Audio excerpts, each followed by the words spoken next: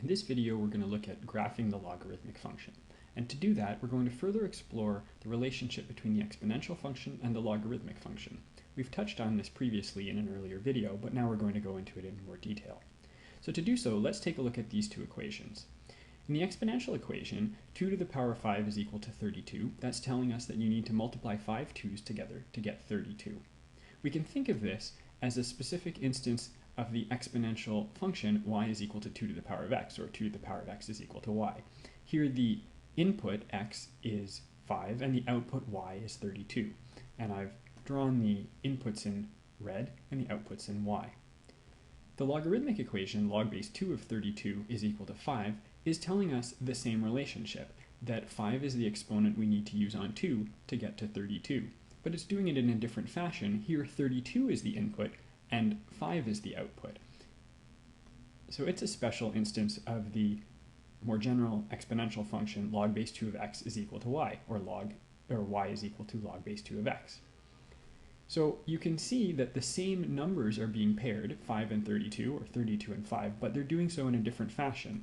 In the first instance, the exponential function, the input is 5 and the output is 32, whereas with the logarithmic function, the input is 32 and the output is 5. And this kind of relationship of having the same pairings of numbers in an ordered pair, but reversing which one is an input and which one is an output, is characteristic of functions that are inverses of each other. So the exponential function and the logarithmic function with the same base are inverses of each other. Another way of seeing this is to write this logarithmic equation as an exponential equation. The way we would do that is write 2 to the power of y is equal to x. Notice that that is similar to the exponential equation given above, but we've swapped x and y. Again, characteristic of functions that are inverses of each other.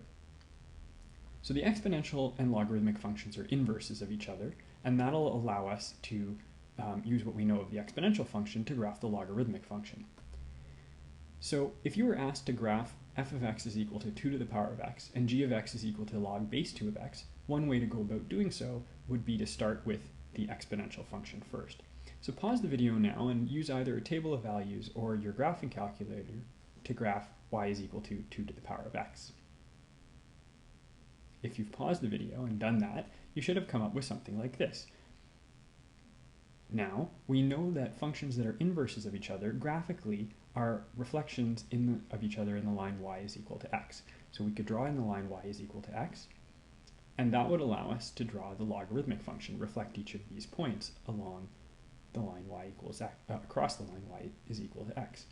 We could also remember that the inverse function will take the same pairings of numbers, but reverse which one is input and which one is output. So if the point 38 is on y is equal to 2 to the power of x, the point 83 should be on y is equal to log base 2 of x. So we can use that information to draw the graph of y is equal to log base 2 of x. And you should do that now. Once you've done that, by reversing the ordered pairs in each of these cases, or by reflecting across the line y is equal to x, we can look at some features of this graph. So first of all, notice that there's a vertical asymptote at the y-axis, or the line x is equal to 0. That's because there was a horizontal asymptote of y is equal to 0 in the original exponential function. The y-intercept of the exponential function, 0, 1, has become the x-intercept of the logarithmic function, 1, 0. So let's now think about the domain, range, and asymptotes of both functions. The domain of the exponential function was x is an element of real numbers. Remember that that means that the range of the inverse function, the logarithmic function, is going to be y is an element of all real numbers. The range of the exponential function was y is an element of real numbers such that y is greater than 0, which means the domain of the of the logarithmic function will be x is an element of all real numbers such as x is greater than 0. The exponential function has an asymptote of y is equal to 0. That means the logarithmic function, swapping x for y, has an asymptote of x is equal to 0. So that's graphing the logarithmic function.